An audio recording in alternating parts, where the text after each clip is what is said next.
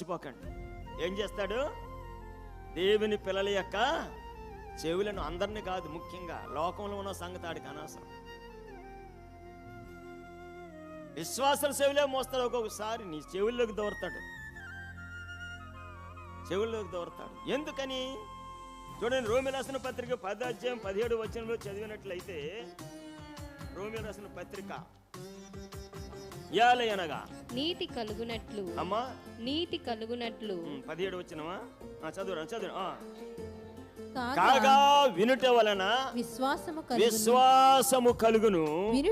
వినుట క్రీస్తుని గూర్చిన మాట వలన కలుగును. వినడము ద్వారా విశ్వాసి యొక్క విశ్వాసము కలుగుతుంది.